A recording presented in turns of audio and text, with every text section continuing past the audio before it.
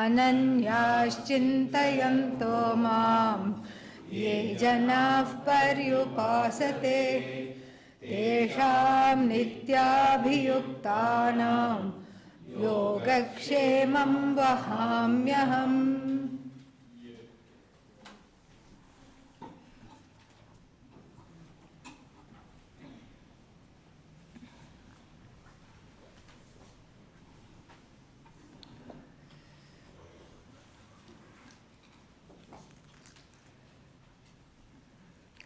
ॐ श्रुतिस्मृतिपुराणानाम् आलयं करुणालयं नमामि भगवत्पादं शङ्करं शङ्कराचार्यं केशवं बादरायणं सूत्रभाष्यकृतौ वन्दे भगवन्तौ पुनः पुनः. ईश्वरो गुरुरात्मेति मूर्तिभेदविभागिने व्योमवद्व्याप्तदेहाय दक्षिणामूर्तये नमः.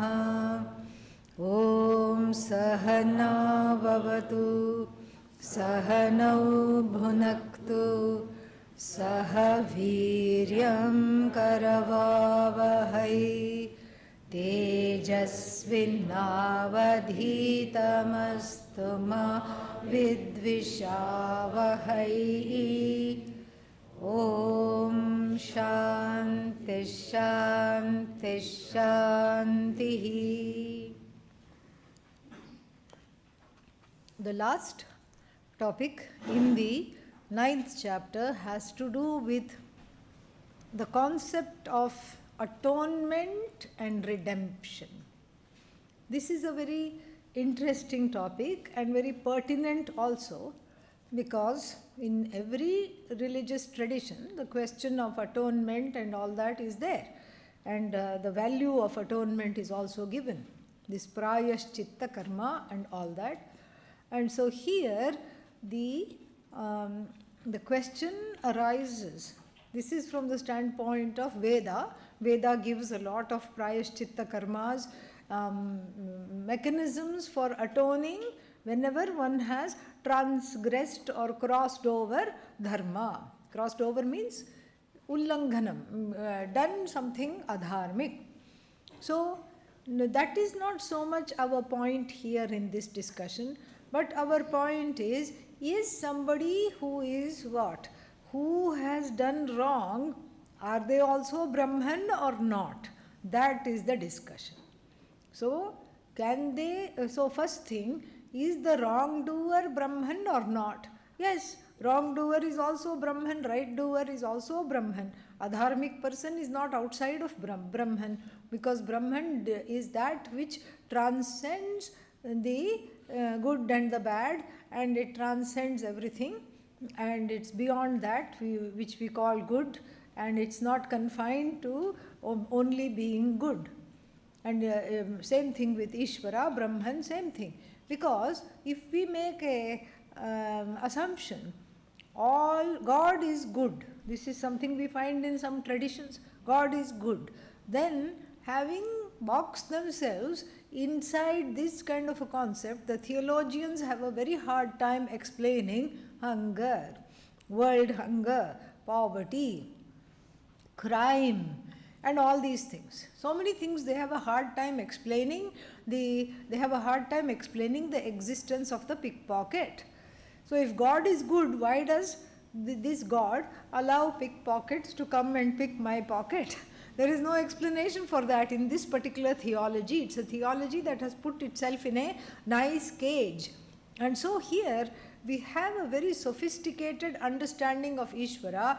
And what is this Ishvara? That which is transcends the dyads, that which goes above the dyads of good, bad,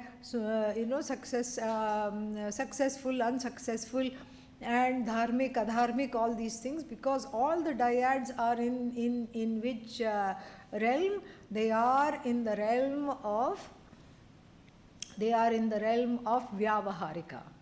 And the knowledge of Ishvara is Paramarthika, which brooks absolutely no duality. Absolutely no duality it brooks, and so therefore it has to be properly understood. So then the question is, what happens to a person who by circumstances beyond oneself sometimes does something wrong, or who did not have the knowledge of dharma and did something wrong, or had led a life of wrongdoing, and then he then was interested in this knowledge, and then what?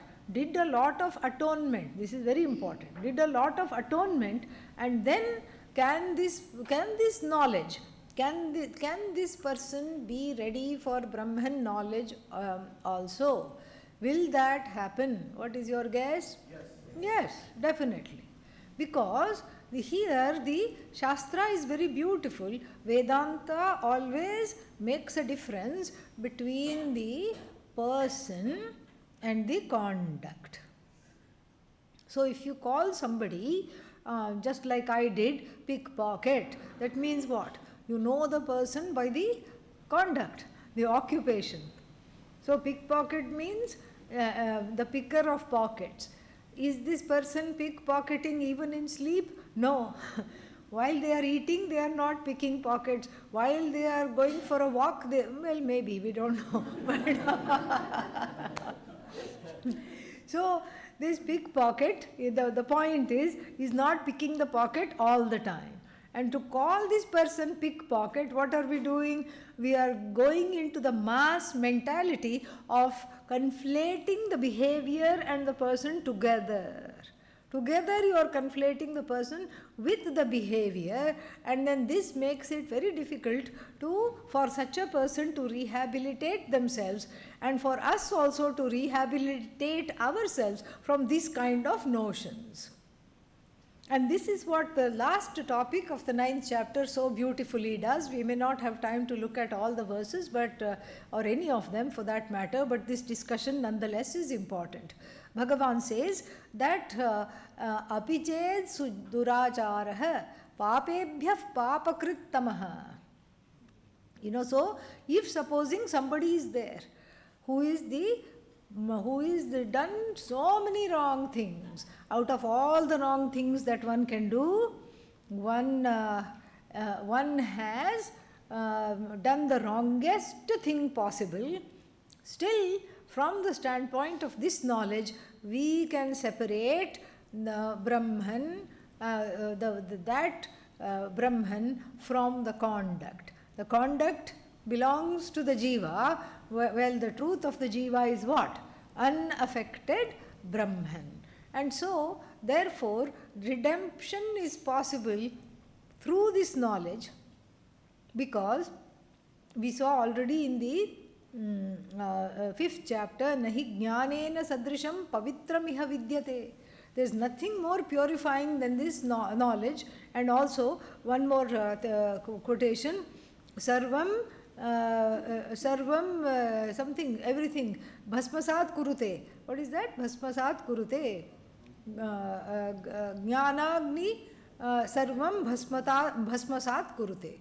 All the ajnanam it burns, along with the ajnanam, the papa karma, and thinking that I am guilty, thinking that I am a loser, thinking that I have done so many things wrong in nobody's eyes, especially in the Bhagavan's eyes, I cannot be redeemed. All these feelings are also gone. And we have already seen the story of Valmiki. Valmiki, who was confronted by Narada, and then he came back a sadder but wiser person, and he atoned for all his ways. And so the conduct of the person and this Brahmajnanam, this is something which we have to look at. And then it was already talked about that one can, as long as the feeling of bhakti is there, one can be redeemed by connecting to Bhagavan. Before knowledge, bhakti comes. It has to come. Without bhakti, there is no mukti. Yes, find something rhyming. Yeah, without bhakti, no mukti. No bhakti, no mukti. And lest you think bhakti means going to the temple. Bhakti means just doing all the things that has been said. That's not bhakti. That can be bhakti. That is definitely a valid form of bhakti. But bhakti is an attitude with which I live, an attitude with which I do all actions. That is bhakti. So therefore, we have to understand this properly.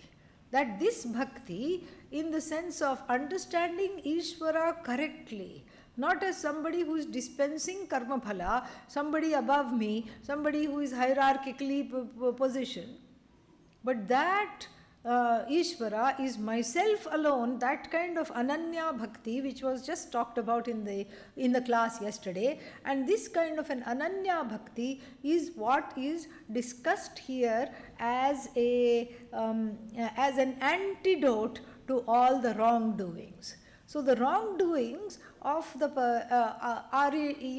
the wrongdoings are because of the abuse of free will. And then what? Then there are certain other constrictions which are karmic in nature. What are they? Certain constrictions that are karmic in nature. Like, this is all the ancient times. In the ancient times, the Brahmanas, Kshatriyas were seen as the cream of the society. The category called Brahmanas. Who are they? They are born to study the Vedas. They were initiated in the Vedas. They were kind of leaders of the society in terms of the philosophical, disseminating the philosophy and the worship, etc., etc. And then the Kshatriyas were the leaders of the society in terms of protecting the people. They were the stuff of which kings were made, dynasties were made. So these two are like the cream of the crop. Rest of the people come later. So then, when they were born, what happened? They already came with a certain advantage. They came with lots of advantages when they were born. And by the time this Bhagavad Gita came around, and the Mahabharata came around, the so-called system, what is that? Varnashrama system. Ashrama we saw this morning, stages of life. Varna system, the Varna system means the division of labor according to the disposition of the people was called Varna system. That had already become defunct. What was this Varna system? The Varna system was that wherein everybody was fixated on moksha. Moksha was what I had to achieve. That was the goal in life. And then you can't just spend your time all the time pursuing moksha. The action is also important. The action itself purifies. So it doesn't matter what I do. See, this has to be understood carefully. It doesn't matter what I do. Why? Because the point is to grow because of what I do. The point is growth. The point is not what? Trying to get ahead in life and become a corporate head, or become somebody famous through my writings, or annex a lot of countries and become a famous king, and or go to different places and then become a famous trader. That was not the point in life. The point in life was to get moksha. So it was a competition-free society. It was a zero competition society where this system worked, whereby it was guna karma vibhagashaha.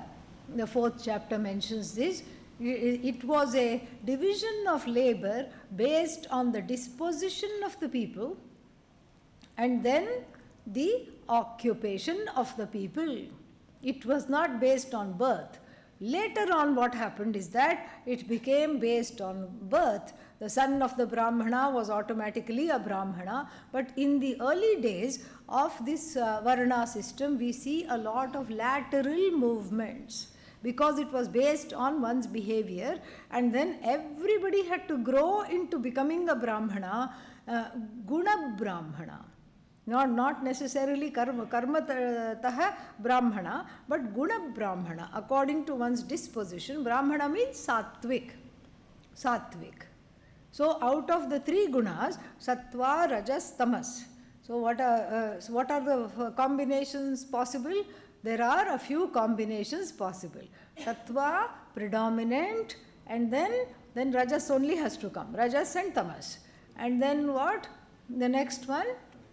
Then rajas predominant, and then sattva, and then tamas.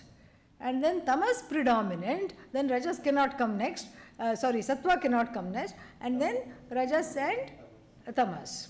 So like this, 4 combinations are possible, and these 4 combinations decided one's occupation in society, because for the occupation of study and teaching, a sattvic mind was necessary. Otherwise, if you put a tamasic, the mind that is not yet awakened to its own sattva, if you put a tamasic person in charge of study, teaching, and being the leader of society, then the leader will be sleeping and the followers will be doing what? Also sleeping, because they are all very good followers. So therefore, this cannot be the case. So this is why the Varna system worked in ancient times as long as 2 things remained constant. First is that there was zero competition, because everybody's focus was what? Moksha, which is to be gained not after death, but here and now. Where is moksha to be gained? Right here, right now. That was the thing in life. The main thing in life was to be gained right here, right now. And so therefore, one had to be vigilant and present and pursue. It was a pursuit. And so if I am pursuing moksha, what do I need? Antahkarana Shuddhi. For Antahkarana Shuddhi, what should I do? It doesn't matter what I do. What I have to do is it with the attitude of allowing this to be. The attitude of what? The attitude of not being fixated on karma phala. If I am not fixated on karma phala, the results of action, it doesn't matter what I do. I could be cleaning the road, I could be teaching, I could be washing clothes for a living, or I could be fighting a war. As a Kshatriya, it doesn't matter. The occupation doesn't matter, because everybody could do whatever they were supposed to do. And then I said that there was a lot of lateral movement possible, as is seen in all South Indian temples. When we go to the South Indian temples, there are all these Nayanmars, exalted sages who were not Brahmanas at all, but then who were worshipped at the entrance of the temple itself. And with each sage there is a story of how they gained liberation, how they understood this knowledge, because the whole thing is based on this Varna system. The Varna system stopped working as soon as we were touched by competition. As soon as competition raised its head, it became oppressive, exploitative, and ultimately defunct. The Varna system became defunct because of the competition, and then also because moksha took a back burner. When there is competition, what do I want to first do? Get ahead of you. That is what I want to first do. Therefore, I want to be better than somebody else. That is what I want to do. And so therefore, moksha was no longer the thing, no longer the pursuit in society. And then therefore it was the so-called Varna system, and badly translated by the British as caste system. The word caste has to be cast out. Really, that's the only thing that there is to do. Became defunct, exploitative, and then a system whose wounds we as a collective are still licking. We are still licking the wounds. We still have a long way to go to have accountability. And and redemption from this. So that is still in something that is in process. At least on the level of law, it has been outlawed. And so that much we can see. And then now coming back to this discussion, if one were, as the Bhagavad Gita says, born into a disposition that was tamasic, for example, or overly rajasic, or if one was a wrongdoer, if one was born into a, a disposition that was tamasic, if one was adharmic, or if one was born to a group of people who were disbarred from studying the Veda. Who are these people who are disbarred from studying the Veda? This is because the religion became more and more patriarchal. Shame on us, really. It was just all men. Even now, it is men. Here a man, there a man, everywhere man. That's all it is. And so when it became very rigid and patriarchal, the women were also disbarred from studying the Veda. Groups of people who were not Brahmanas and Kshatriyas were also disbarred from studying the Veda. Whole swaths of people, because when power corrupts absolutely. Absolute power corrupts absolutely. So how can I feel special by making this an exclusive club? You don't belong. Who are you? It's all me and the people I like. Let me see who I can invite to this club. It became like that. And so women were disbarred because even though the thread ceremony was performed by women even as late as when Manusmriti was composed, and even though we say, when the word Manusmriti is said, we say, oh my God, Manu was so oppressive towards women, etc., and towards the lowly people in society. In those days, whoever was lowly, Manu was very oppressive, we say. But actually, come to think of it, in certain ways he was very enlightened, because he says, Striyam, for the women, Maunji Karanam Ishyate. All the girls and the women should also be initiated into the Veda and have the thread ceremony. The only difference was this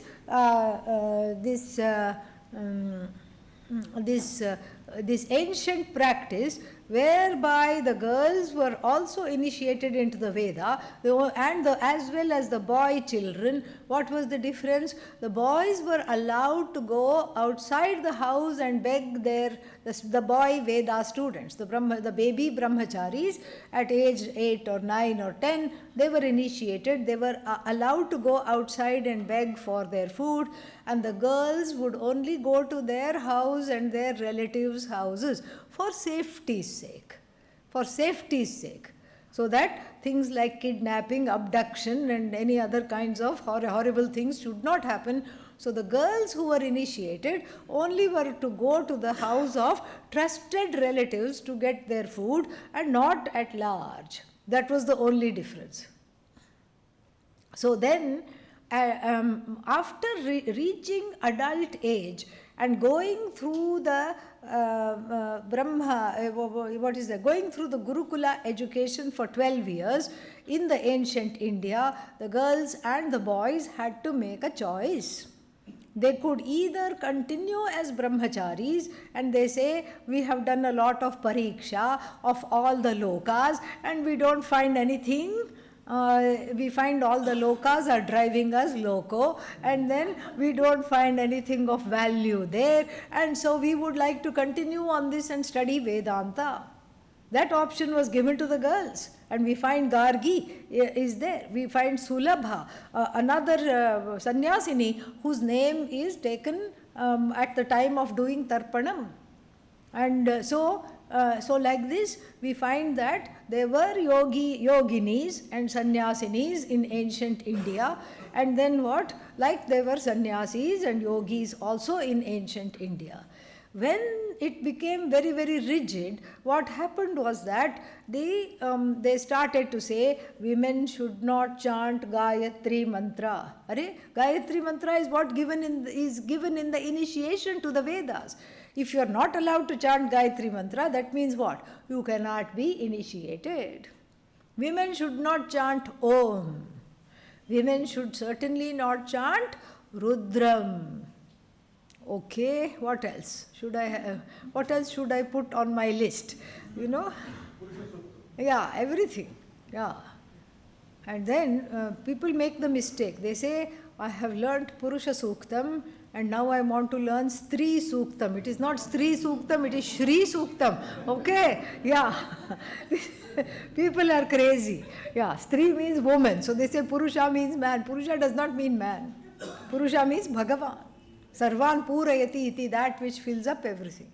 And so now the women were disbarred from the study, as were swaths of people belonging to these various groups of service occupations. Blacksmiths and hunters, funeral groundkeepers. We find that they're all in the service occupation. Serving who? Serving all these people who are on the cream. So what does it mean? That the service people, and women are also service people, what do they do at home? Cook, clean and raise the children.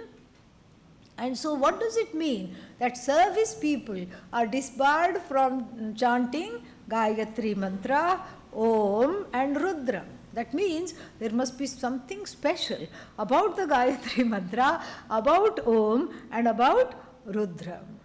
What is that? It gives Vairagya. It gives Viveka.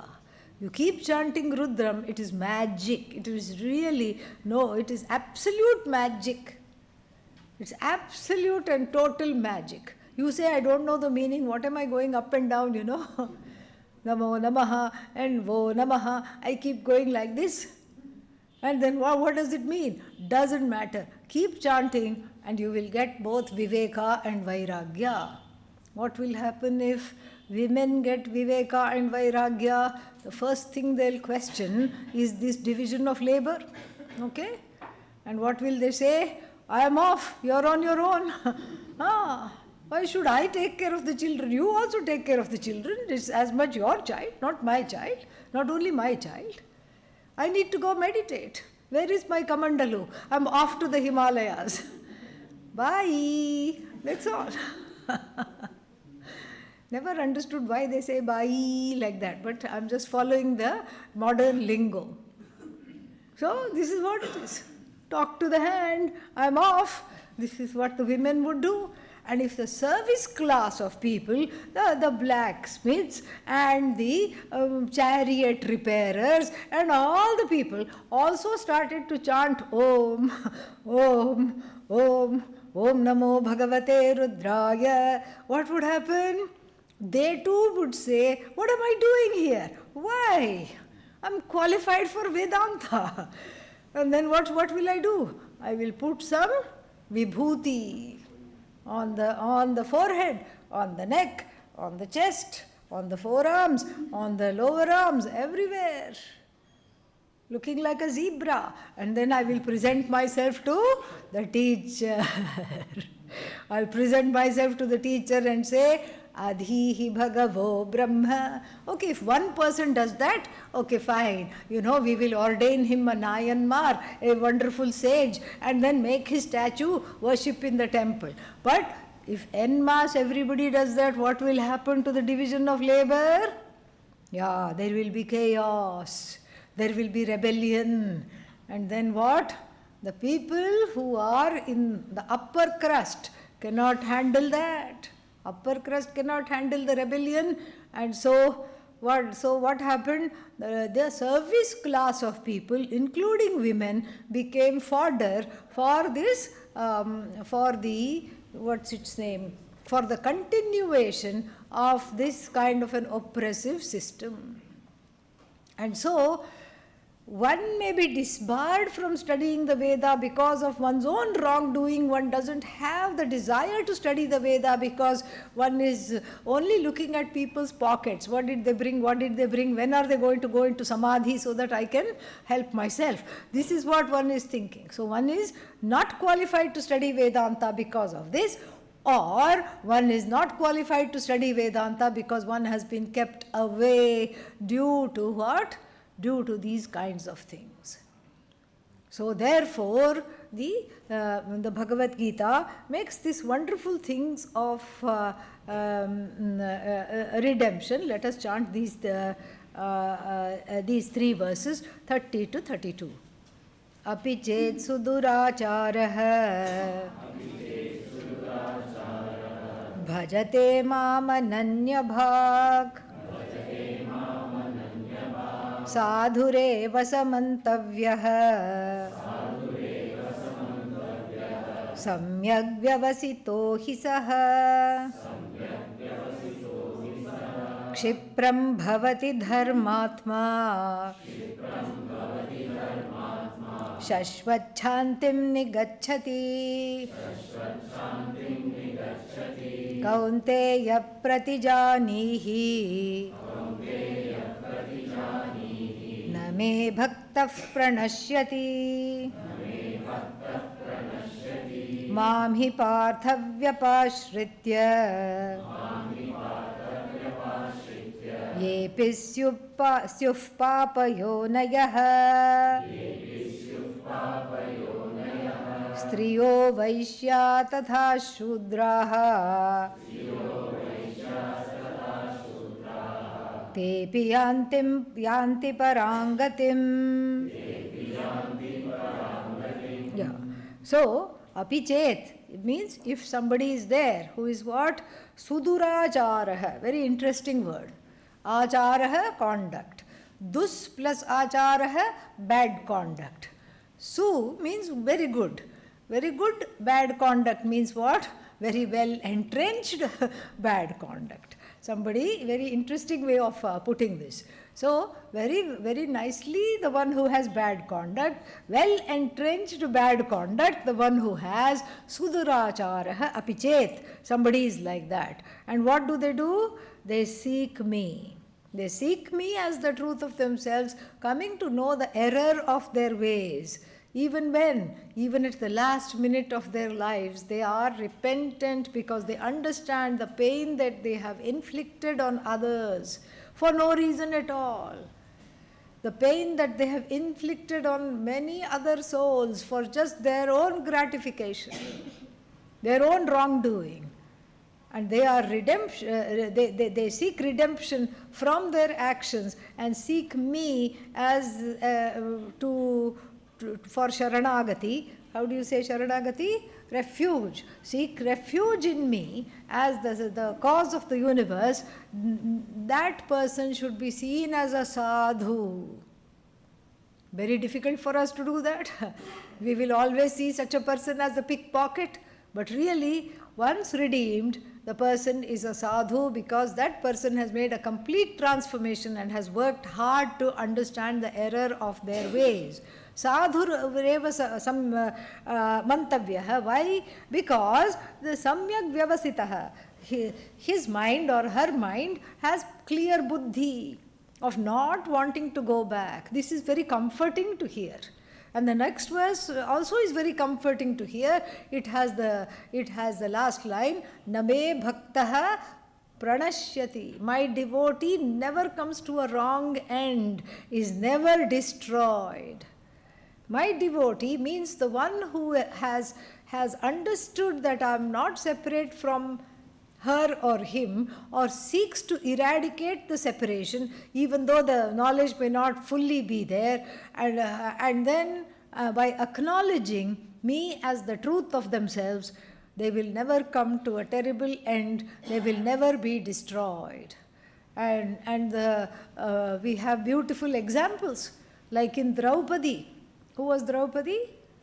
Yeah, the wife of the Pandavas, who was shamed by one of the baddies, the villains, one of the terrible villains of Mahabharata, Dushasana, because the Pandavas foolishly pawned her. Even though women are not seen as property in ancient India, they pawned her in a game of dice.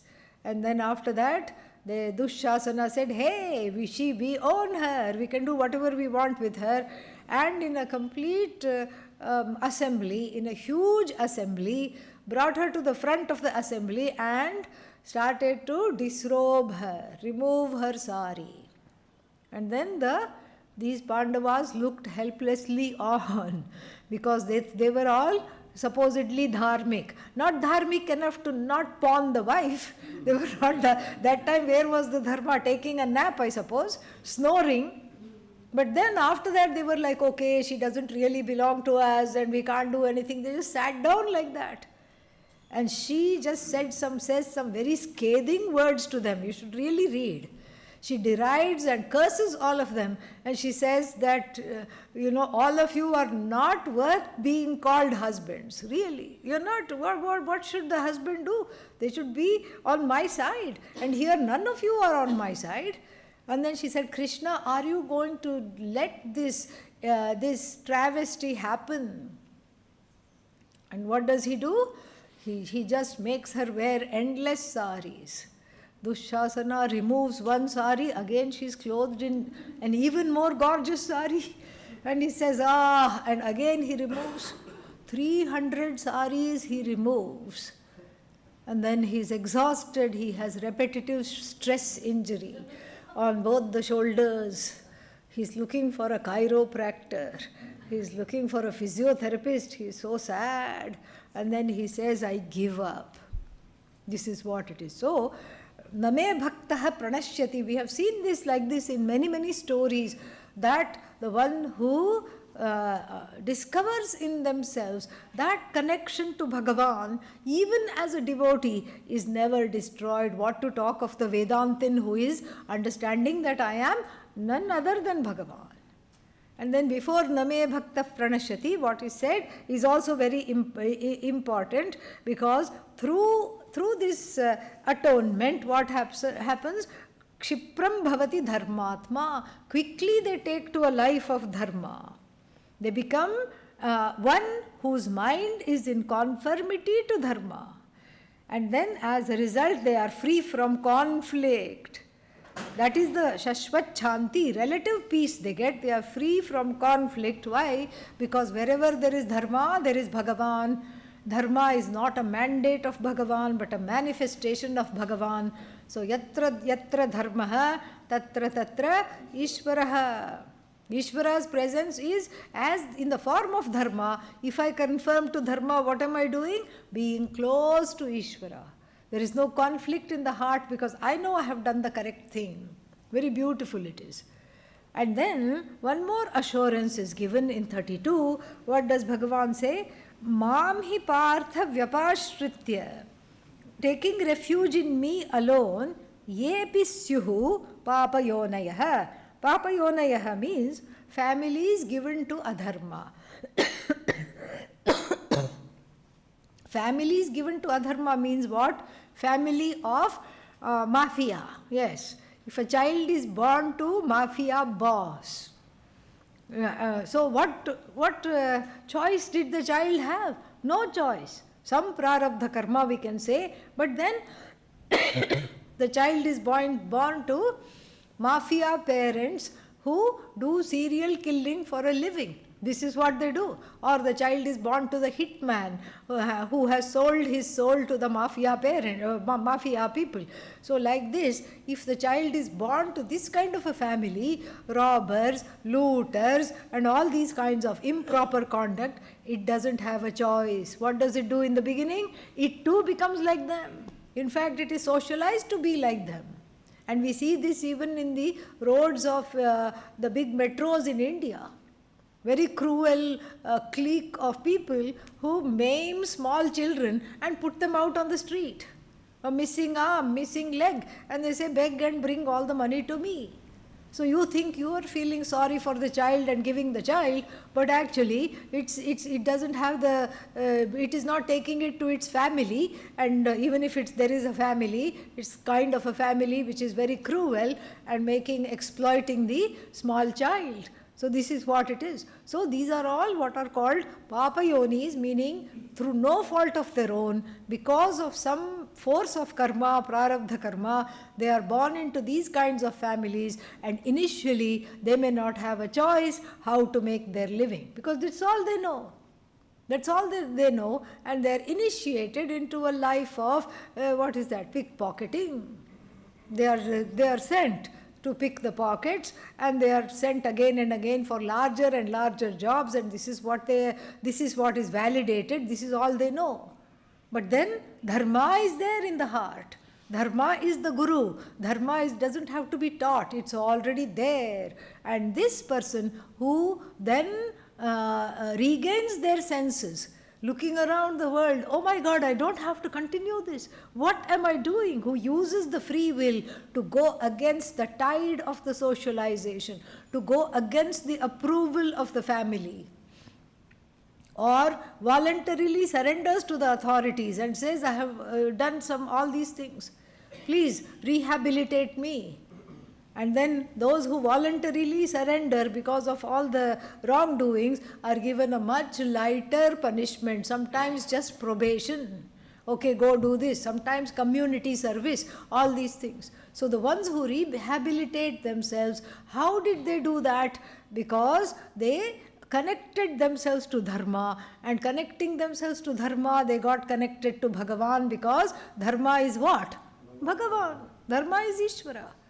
And so such people, so that is one category, and then he talks about the service class of people.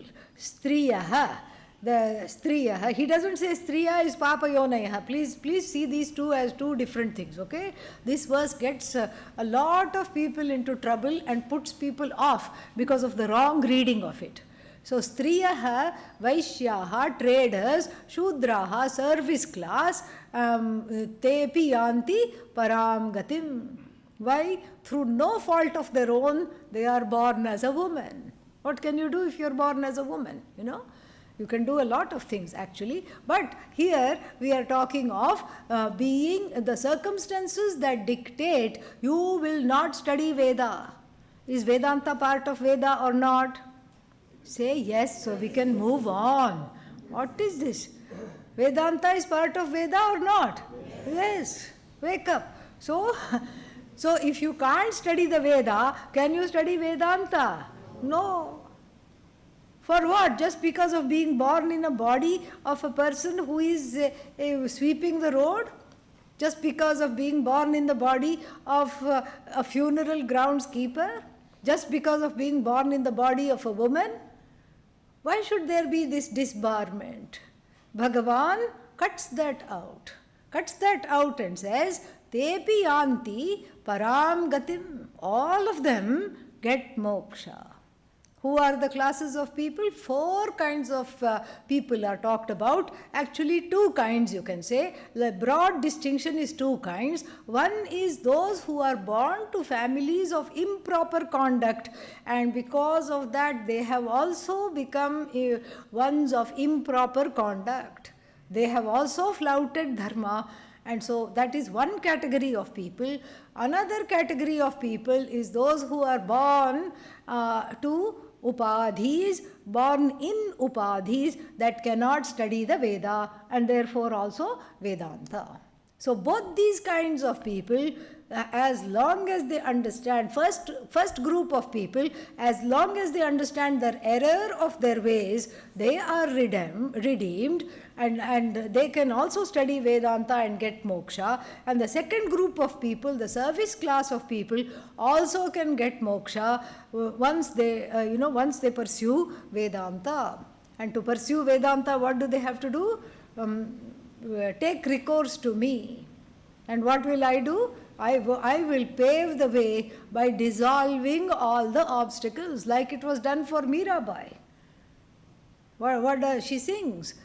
She sings so beautifully, and there is a wonderful song that she is dancing. Dancing, dancing, dancing. Meera is dancing, dancing, dancing all the time, unmindful of everything. And she's a princess, a queen in the royal family, and she doesn't do any royal duties. All the time she's in the puja room.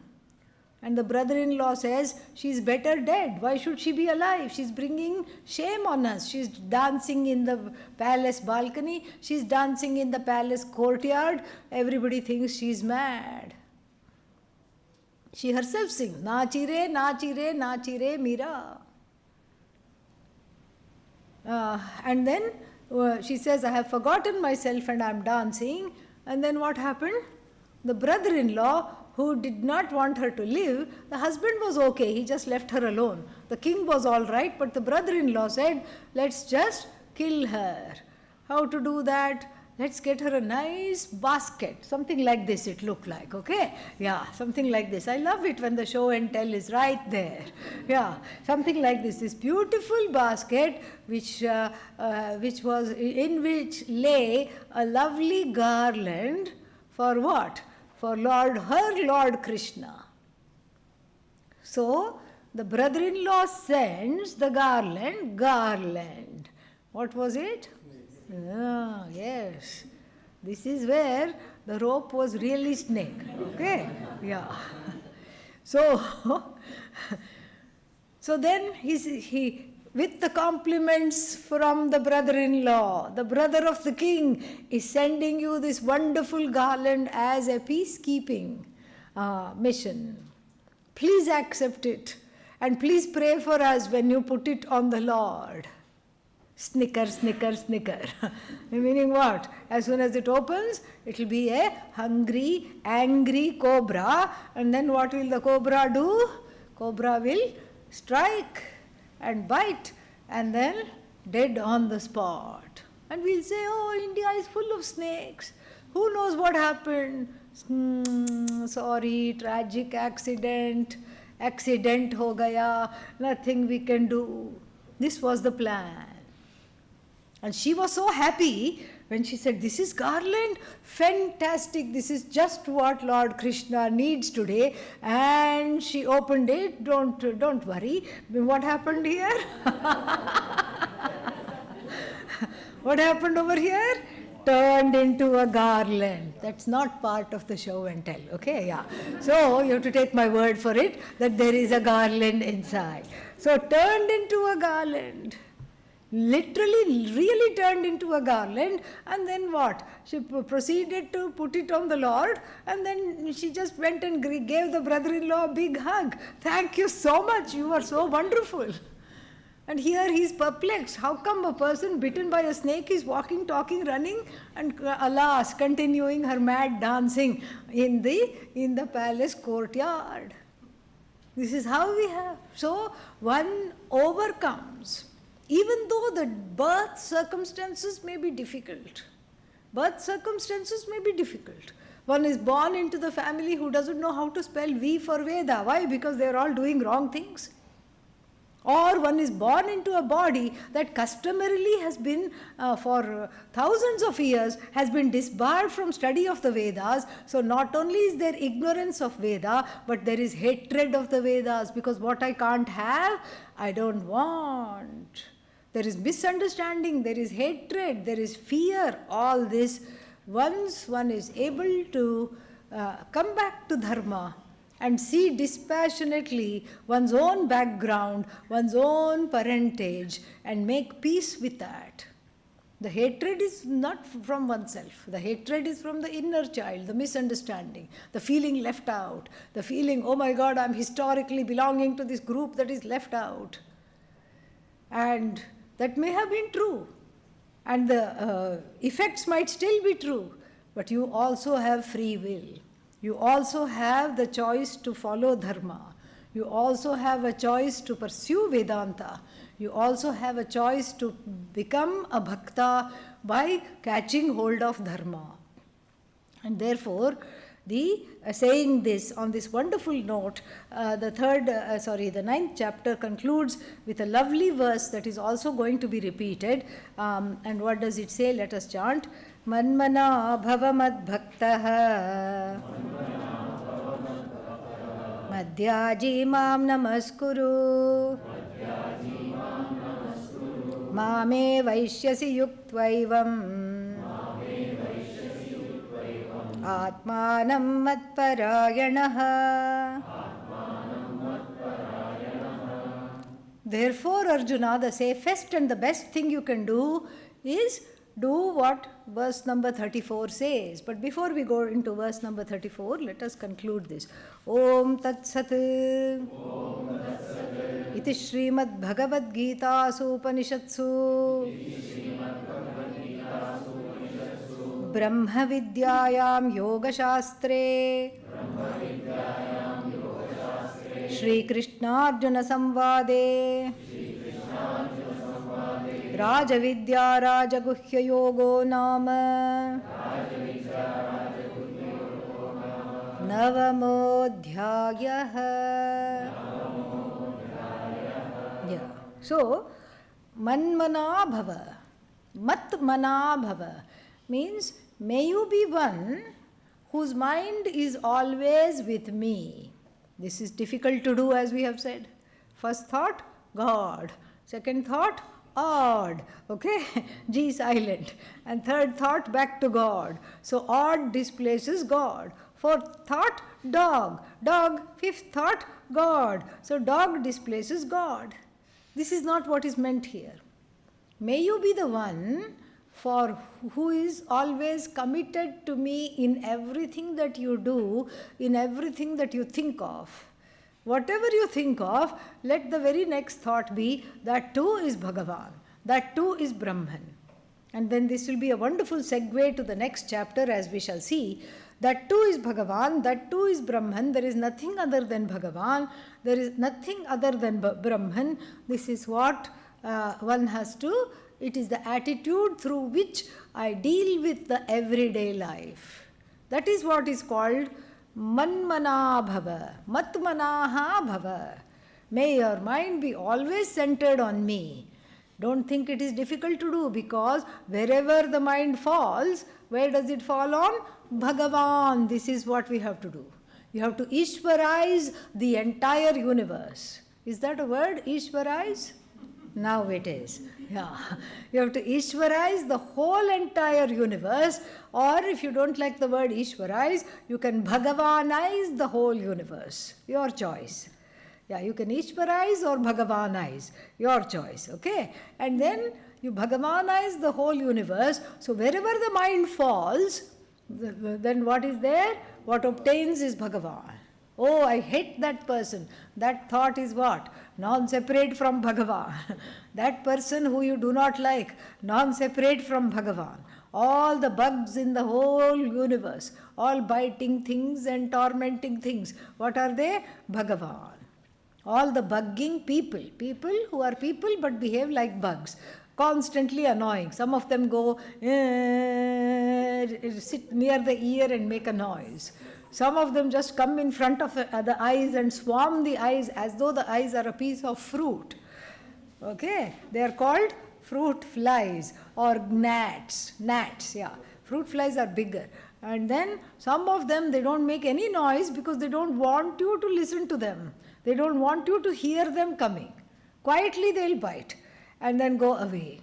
Sometimes they don't go away, they bite and latch on to you and keep on biting. Wasps, etc. They repeated stings. They are all what? Say it. Bhagavan, yes. Even though it doesn't feel like Bhagavan, you have to say Bhagavan. Because the level of speech comes first, the transformation first comes on the level of speech, the most obvious, and then it comes on the level of the mind, and then it is there in the heart. It's a complete transformation. So all the bugging people are what? Bhagavan. All the bugs are Bhagavan. And all my thoughts, good, bad and indifferent, Bhagavan. That itself can be a meditation. You just keep looking at the thoughts, and now before what you used to do, go away, why are you coming? Now you just welcome it. Okay, come, you are Bhagavan. I know you will go because you are a vritti. You are tiny and you don't have any bearing other than me. You are dependent on me, and every thought is kshanika vrittihi. So you will go. No, but it keeps repeating itself. I gave everybody a bag of full stops. Why are you not using them? What are you doing? Collecting full stops? Use the full stops. If it's a repetitive vritti, and then what? It is Bhagavan coming very fast and furiously visiting Bhagavan. So what do?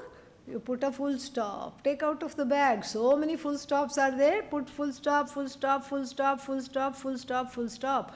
Full stop. Full stop. And so therefore what? So therefore, this is all the ways of going beyond the ragadveshas and going beyond the divides of I am lowly, somebody is high, there is hierarchy, and there is this and there is that, or I am better than you and you are no good. These kinds of feelings are completely useless, totally useless. And then going beyond the thoughts of this is good, this is bad, all the dyads one can cross with this just one expression, manmana bhava. And we have to add the word bhava everywhere, mad bhakto bhava. Be committed to me, call yourself a devotee. Nothing wrong. Devotee means what? Connected to the whole. Call yourself a devotee. Madhyaji bhava. Whatever you do, see it as a worship of me. Mam namaskuru. Let all your surrender be to me. Anything that you surrender to, let that be seen as a form of me. And if you lead your life this way, if you lead your life this way, then you are matparayanaha. Matparayanaha bhava. One more is there, last one. Matparayano bhava. Matparayanaha bhava means what is that? Bhagavan eva param ayanam yasya. Bhagavat parayanaha. Since Bhagavan is speaking, he is saying mat parayanaha. The ayanam means goal. Param ayanam, the ultimate goal. Be the one for whom I am the ultimate goal. Let me be your ultimate goal. What is your ultimate goal?